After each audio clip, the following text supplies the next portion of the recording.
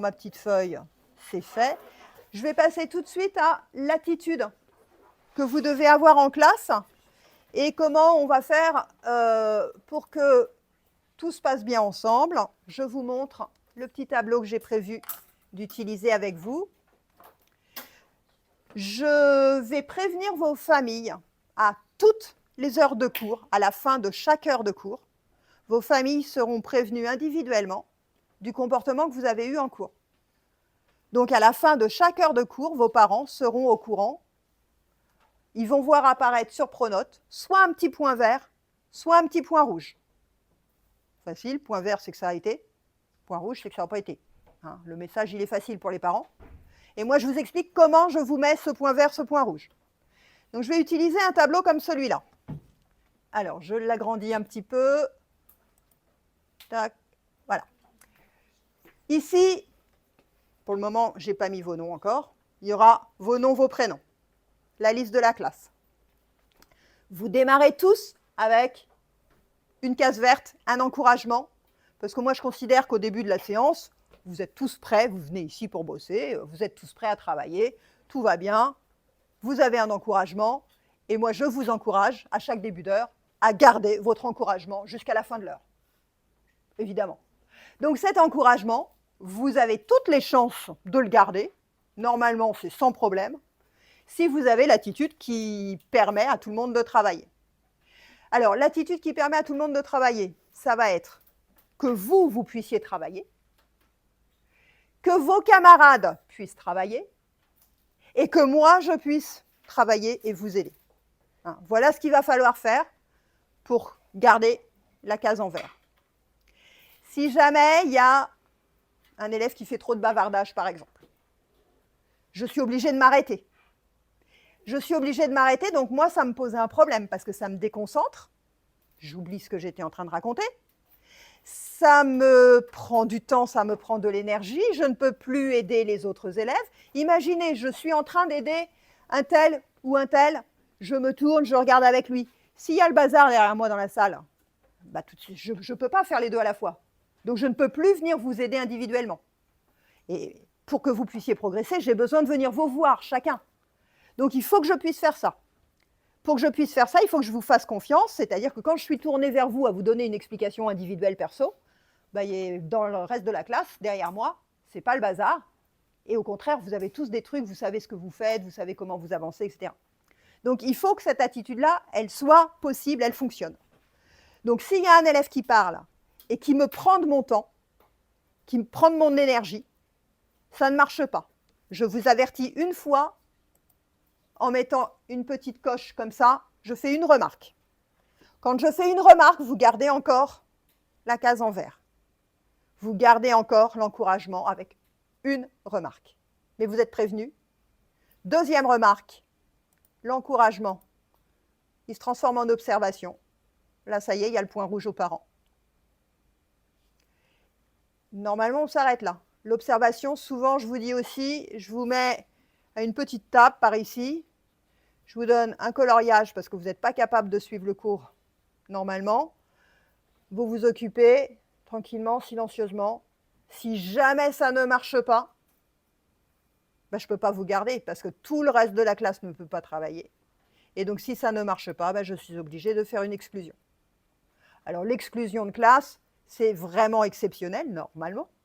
Hein. Cette exclusion de classe, de toute façon, les parents sont prévenus dans ces cas-là. Hein. Mais si vous avez donc juste une remarque, vous gardez l'encouragement, éventuellement, deuxième remarque, une observation et après l'exclusion. Et donc, à la fin de chaque heure de cours, moi, je vais faire mon petit tableau et l'envoyer aux familles. Et chaque famille, sur Pronote, vous allez voir arriver un point rouge ou un point vert. Normalement, quasiment toute la classe a le point vert. Hein. L'encouragement, vous le gardez, il n'y a pas de raison. L'encouragement, ça veut dire que vous êtes en train de bosser. Ça veut dire que même si vous ne bossez pas comme un fou, comme un malade, vous êtes quand même discret. Ça veut dire que même si vous travaillez vraiment pas beaucoup, mais que vous n'empêchez pas les autres de travailler, ça va aussi. Après, c'est vous qui allez voir que ça ne fait pas monter votre note, mais c'est votre responsabilité. Voilà ma façon de donner une information aux familles sur l'attitude que vous avez en classe. Je vous montre maintenant le comportement. Est-ce que si je grossis ça encore, vous le voyez. Le comportement que j'attends de votre part. Donc, première chose, je rentre en classe en marchant en silence. Vous y avez échappé, mais la classe que j'ai eue tout à l'heure, ils sont tous ressortis et on a tout recommencé. Parce qu'ils sont rentrés, il y avait du bruit, ça bavardait, ça n'allait pas. Donc, on le fera autant de fois qu'il faut, hein, mais vous rentrez, on se pose, on est tranquille, on est calme. Ça détend tout le monde, et vous, et moi. Et des élèves détendus et un prof détendu, il n'y a rien de mieux pour faire un cours. Je sors rapidement donc la trousse, le classeur, et je vous laisse vous occuper de quelque chose. Alors, on va voir, je vais vous donner des fiches de mémorisation, il y a du vocabulaire, des choses comme ça. Vous commencez tout de suite, vous sortez vos affaires et vous relisez ce qu'on a fait la dernière fois, vous essayez de vous le remettre en tête, pendant que moi je fais l'appel, que je vérifie sur Pronote que tout est OK, etc. Et ensuite, vous allez essayer de mettre. Je vais vous donner le plus rapidement possible les devoirs à mettre dans l'agenda. Ça, c'est au début de la séance. Pendant la séance, il y a un silence absolu, et ça, c'est super important, quand moi je parle ou quand un élève a pris la parole et parle. Et pour prendre la parole pour parler, vous levez la main et vous attendez que je vous donne la parole. Ensuite, vous allez voir qu'il y a plein de moments où vous avez le droit de chuchoter. Alors, tous les moments où je vous autorise à chuchoter, il y en aura plein, des moments comme ça, où vous pouvez travailler avec vos voisins. Ces moments où vous pouvez chuchoter, je ne dois pas entendre le son de votre voix. Et je vais vous donner la petite astuce qui permet de savoir si vous êtes vraiment en train de chuchoter ou pas. Si vous mettez votre main sur votre gorge au moment où vous parlez, alors je ne vous dis pas d'appuyer, hein, il ne faut pas s'étrangler là. Vous posez la main seulement juste en la posant. Quand vous posez la main et que vous parlez à voix haute, la gorge, elle vibre. Allez, vous faites un petit essai. Quand vous parlez à voix haute, la gorge, elle vibre. Maintenant, je veux le silence. Par contre, si vous chuchotez, je n'entends pas le son de votre voix. Et là, ma gorge, elle ne vibre pas. Par contre, votre voisine peut vous entendre. Si je m'adresse à toi, tu entends ce que je te dis. Mais ça ne fait pas de bruit dans le reste de la classe. Normalement, les autres, ils n'ont pas vraiment bien entendu ce que je raconte. Mais un petit peu, parce que j'essaye de le faire fort. Mais là, ma main, elle ne vibrait pas. Alors que là, je parle de nouveau à voix haute, et ça s'est remis à vibrer. Donc, tous ces moments où vous aurez le droit de chuchoter, je vous dirai attention, attention, pense à mettre ta main, tu n'es pas en train de chuchoter, vérifie. Il faut apprendre à chuchoter. Mais quand vous aurez appris, c'est nickel, et il y a plein de choses que vous pourrez faire en discutant les uns avec les autres. D'accord? Jeune homme là-bas, tourne-toi vers moi. Les deux jambes par ici. Voilà. T'as un classeur? Non. Tu as un agenda? Il est sorti? Non, mais laisse-le sorti. Et puis, tu as un cahier de brouillon? Des feuilles? Eh bien, tu vas en sortir une aussi. Et puis, comme ça, tu auras un peu plus le sentiment, la sensation d'être au travail, prêt à te mettre au travail. Là, pendant la séance, je garde mes mains et mes pieds et mes affaires pour moi. Alors, je garde mes mains, mes affaires et mes pieds pour moi. Ça veut dire que vous avez interdiction totale de toucher votre voisin. Vous ne le touchez pas avec les mains, vous ne le touchez pas avec les pieds, vous ne le touchez pas avec le genou, ni avec le coude. On ne se touche pas. Ça évite les disputes, ça évite les problèmes. Vous avez chacun une moitié de table avec vos affaires. Vous ne prenez pas les affaires du voisin, vous ne touchez pas les affaires du voisin. Ça ne veut pas dire que vous n'avez pas le droit de demander en chuchotant au voisin quelque chose qui vous manque, mais c'est le voisin qui vous le donne. Ce n'est pas vous qui allez vous servir. Ce n'est pas vous qui prenez les affaires comme ça. Donc, pensez bien à ça. Tout ça, c'est ce qui vous permet de garder l'encouragement hein, jusqu'à la fin de la séance. Des séances de travaux pratiques, on verra ça plus tard parce que là, je vais en avoir ras-le-bol de parler. Donc, je raccourcis. Dernière chose, on arrive à la fin de la séance. Quand on sera sur une fin de séance, je vais vous demander à chaque fois de faire un petit bilan de ce que vous avez appris, de ce que vous avez retenu. Je vais vous demander de noter sur une feuille une petite phrase sur laquelle vous allez essayer de mettre un truc que vous aurez compris ou que vous aurez découvert ou un truc que vous avez appris à faire. Vous mettez un petit quelque chose sur ce que vous avez fait dans votre séance. Je vous explique pourquoi c'est super intéressant de faire ça. Quand vous faites ça, vous obligez votre cerveau à vous rappeler ce que vous avez fait dans la séance.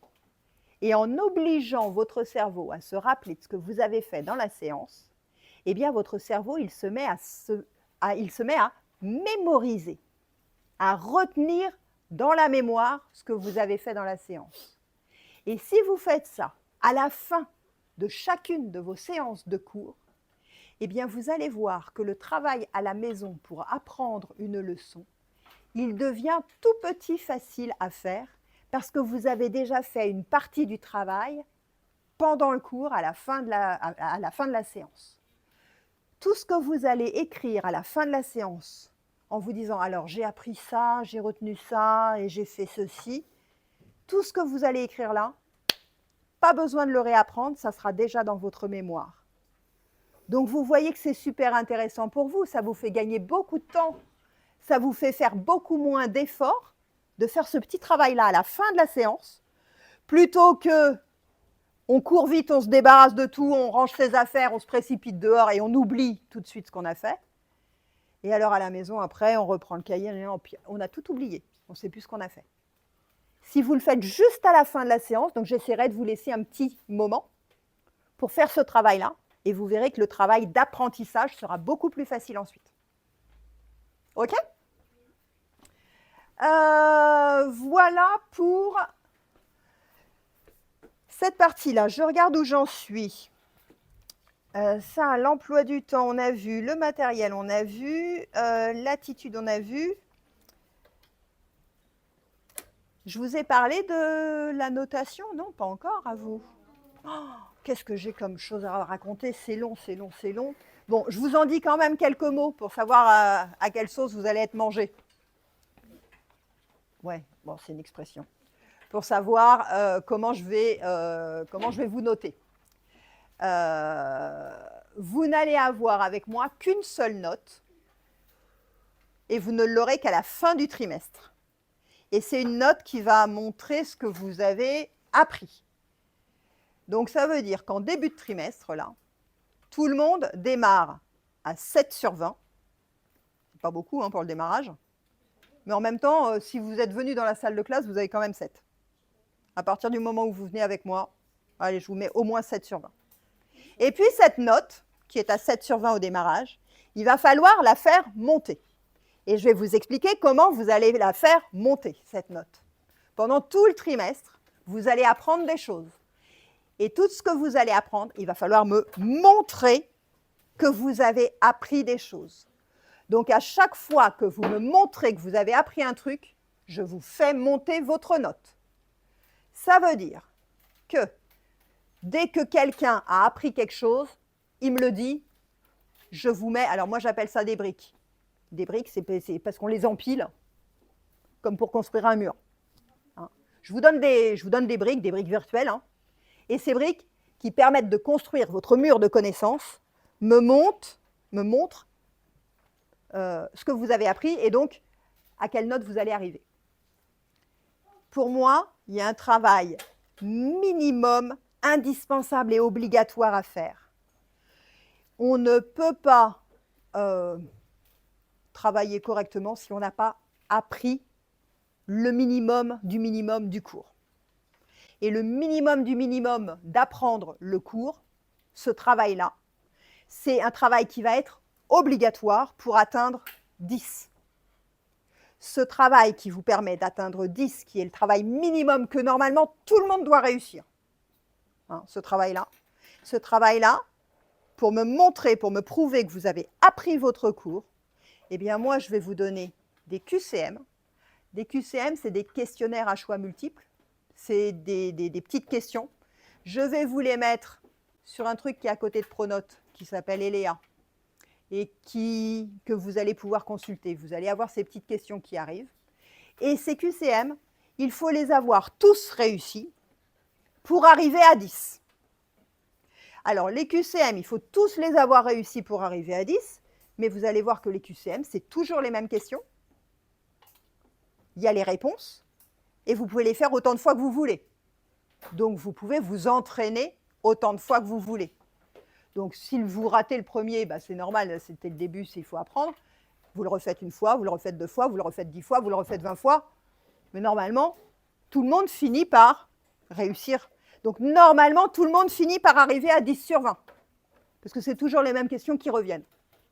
Donc ça, c'est le minimum du cours que je veux.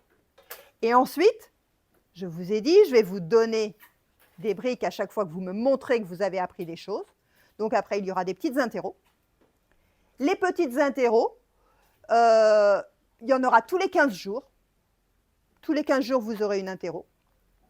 Et cette interro, soit vous réussissez parfaitement l'exercice, vous gagnez des briques, soit vous ne réussissez pas, vous n'en gagnez pas. Mais 15 jours après, je vous redonne la même interro si vous n'avez pas réussi. Et vous essayez. Si vous avez réussi, bah vous gagnez vos briques. Si vous n'avez pas réussi, bah on recommence 15 jours plus tard. Les interros que je vais vous donner, vous allez avoir le sujet et la correction à l'avance. Donc, oui, le sujet et la correction à l'avance. Donc les interros, si vous les travaillez un petit peu, normalement, vous finissez tous par les savoir. Par contre, il faut savoir les faire super bien, nickel, mais a priori, vous finissez tous par savoir faire les interros, puisque vous avez le sujet, on le travaille ensemble en classe, à l'avance. Et je vous donne la correction. Donc, ces interros, bah, si vous arrivez à les faire rapidement, vous avancez très vite dans le programme. Si vous les faites pas très rapidement, bah, ce n'est pas grave. Vous avancez plus doucement. Moi, ce que je veux, c'est que vous me montriez que vous avancez. Quel que soit le niveau que vous avez, vous allez me montrer que vous pouvez avancer. Une autre façon de gagner des briques, ça sera pendant les travaux pratiques. Hein, vous avez vu les séances en petits groupes, là, on en a déjà fait un ensemble. Ça aussi, ça va vous permettre, vous me montrez que vous travaillez, vous me montrez que vous avez appris des trucs, je vous donne des briques. Donc votre note, elle va monter comme ça petit à petit tout au long du trimestre. Tu avais des questions? J'ai répondu? Ouais. Donc voilà pour la façon de noter. Qu'est-ce que je peux vous dire d'autre? Parce que là, je commence à en avoir marre de parler, donc il va falloir que je m'arrête. Je vais vous donner le programme. Demandez le programme.